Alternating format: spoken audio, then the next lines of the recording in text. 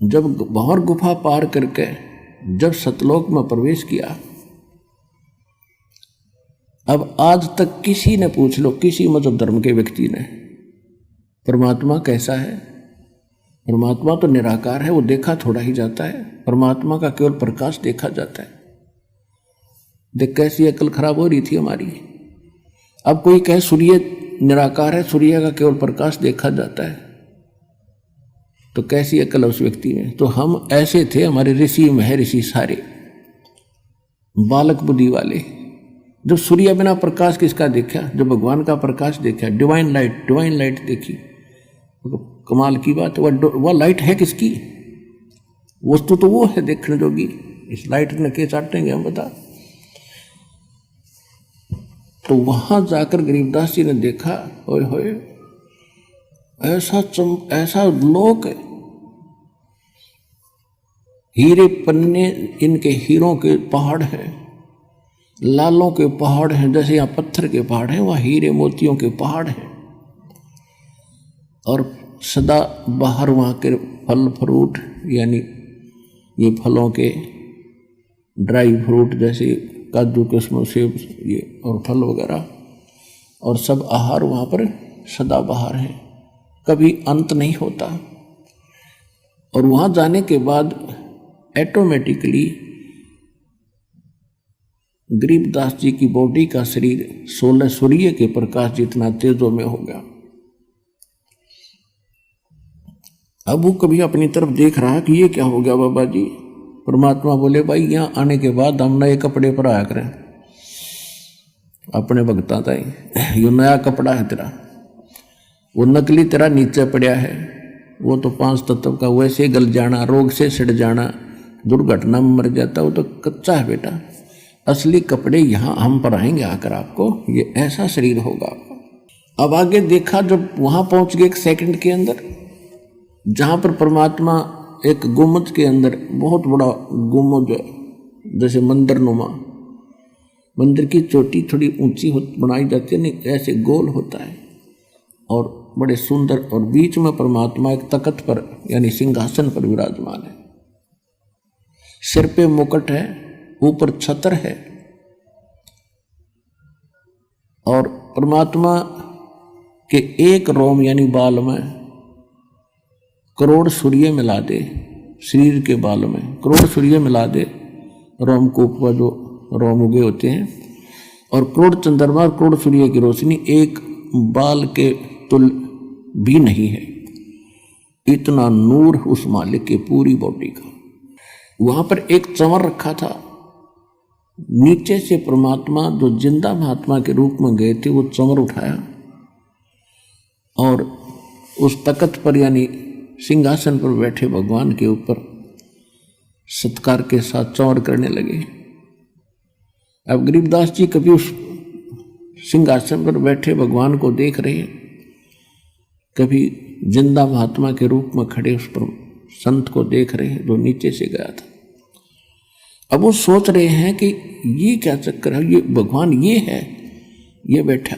इसके बारे में ये बाबा जी बताते आ रहे थे।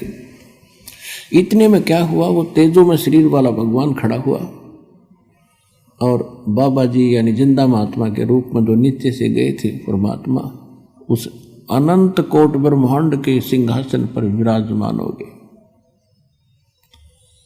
और वो तेजों में शरीर वाले भगवान चंवर करने लगे जैसे सेवक करा करें। अब गरीबदास जी सोच रहे हैं, ये क्या चक्कर है, बाबा जी भगवान है, बाबा ये भगवान ये है। इतना सोच ही रहे थे कि तेजों में जो शरीर बाहर खड़ा था वो उस जिंदा वाले शरीर में समा गया। अकेले बाबा जी रहे, यानी जिंदा वाला महात्मा वाला रूप, और उनका तेज इतना हो गया, करोड़ सूर्य करोड़ चंद्रमा मिला दे एक रोम का।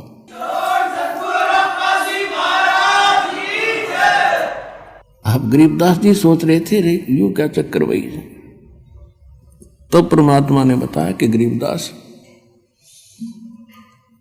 हम ही वो परमात्मा है, और ये सोचल चिदर मैं करूं अपने जन के काज।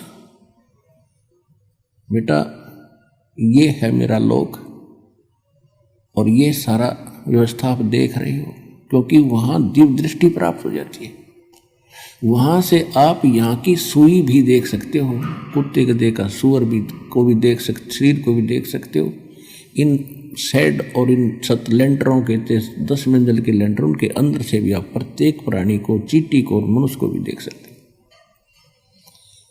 परमात्मा ने कहा एक बार झांक कर देख ले नीचे जिस लोक से आप आए हो। अब नीचे दृष्टि की हो वो तो ऐसा है जैसे रूढ़ी हुआ करें कुरड़ी, ये लोग उस लोक की तुलना में।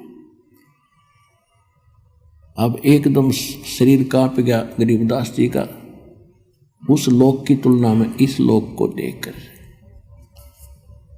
यहां तो ऐसे लग रहे जैसे कीड़े मकोड़े रहा करते हैं।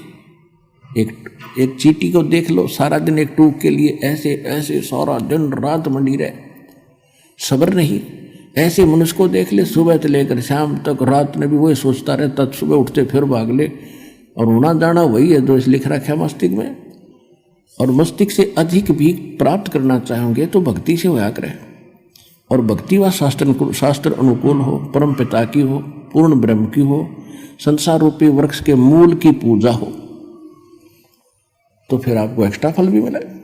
तो वो इस काल ने नामो निशान मिटा रखा, उसी को बताने के लिए भगवान आते हैं यहाँ पर। तब उधर से क्या हुआ कि परमात्मा ने फिर बताया उस गरीबदास जी को कि बेटा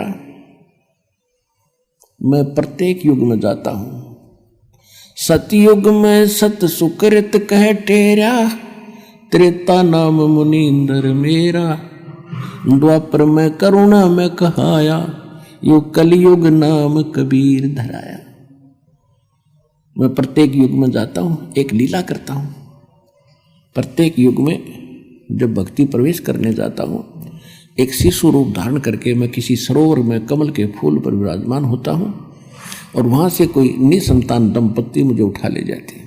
परमात्मा ने फिर सारी बताई कि सतयुग, इस सतयुग में ऐसे ऐसे विद्याधर नाम का ब्राह्मण और उसकी पत्नी वो उठाकर दीपिका उठाकर ले गई। फिर वही ऐसे बने, सारी कहानी बताई कि वही फिर आगे चल के रामानंद बने, और सारी कथा बताई। और कलयुग में जब मैं गया बेटा, मुझे एक नीरू नीमा नाम के जुल्हे उठा के ले गए थे काशी बनारस शहर से के तालाब से, लहर तारा तालाब से। और उनका कोई पिछला हिसाब था। ये नीरू नीमा कौन थे? द्वापर के अंदर एक सुदर्शन नाम के परमात्मा के भक्त हुए थे। जब परमेश्वर करुणामय नाम से आए हुए थे, उसने प्रार्थना की थी कि मेरे माता पिता ने आपका ज्ञान भगवान स्वीकार नहीं किया और ये बहुत दुख पाएंगे, मेरी अर्ज है दाता किसी जन्म में उसको उनको शरण में लेके पार करना। तो उस प्रॉमिस वश मैंने प्रॉमिस किया था उनसे, उस सुदर्शन से, कि बेटा तू चिंता ना कर और निर्भय होकर निश्चिंत होकर शरीर त्याग दे, नहीं तू भी यहीं फंस जाएगा और मैं तेरे माता पिता को पार करूँगा, टाइम कितना लग जाइए। जिस कारण से मैं उस पिछले प्रॉमिस अनुसार अपने वचनबद्ध होने के कारण उनको नीरू नीमा को, जो सुदर्शन वाली माता पिता वाली आत्मा थी, उनको मिला था कमल के फूल पे। वो दुल्हे का काम कराया करते और मैं भी लीला में शरीर से धीरे धीरे बड़ा हुआ तो मैं दुल्हे का काम कराया करता है। और जब मैं बचपन शिशु रूप धारण करके जाता हूँ तो मैं उस काल के लोक का दूध ग्रहण नहीं करता, कुंवारी गायों का दूध पीता हूँ मैं, और कुंवारी गाय के अंदर दूध यहाँ सतलोक से जाता है मेरी शक्ति से, और वो दूध पिया करूँ मैं। ऐसे ऐसे सारी कथा सुनाई। मैं वहाँ 120 वर्ष रहा था भाई। हम सुल्तानी नानक तारे दादू को उपदेश दिया, जात जुलाहा भेद न पाया वो काशी महे कबीर हुआ। परमात्मा ने बताया कि मैं बेई नदी के ऊपर इस नानक जी को मिला था और उनको अंतर्ध्यान किया, एक दरिया में डुबकी लगवाने का बहाना करके लोगों ने सोच लिया कि ये मर गया। वो खोद रहे थे डाउन स्ट्रीम में, मैं ले गया उनको अप स्ट्रीम में, जिधर से जल आ रहा था। वहां जाकर उनके समझाया, बैठाया, उनके शरीर को वहां छोड़ा। उनको भी मैं यहां लेकर आया था बेटा, जैसे आपको मिला हूं इसी रूप में, जिंदा महात्मा के रूप में उनको मिला था। वो मेरी प्यारी आत्मा थी। वो सतयुग के अंदर राजा अमरीश थे और त्रेता के अंदर वही आत्मा नानक जी वाली राजा जनक थे। और उन जन्मों में मैंने बहुत अच्छी भक्ति की श्री विष्णु भगवान की, लेकिन बेटा जन्म मृत्यु उनकी मिटी नहीं। और आप सभी मेरी आत्मा हो, अपने को दुख होता है, तुम वहाँ कष्ट उठा रहे हो और मैं यहाँ तुम्हारे लिए रो रहा हूँ। मैं रोवत हूँ सृष्टि को, सृष्टि रोवे मोहे, गरीबदास इस योग को हो समझ न सकता कोई।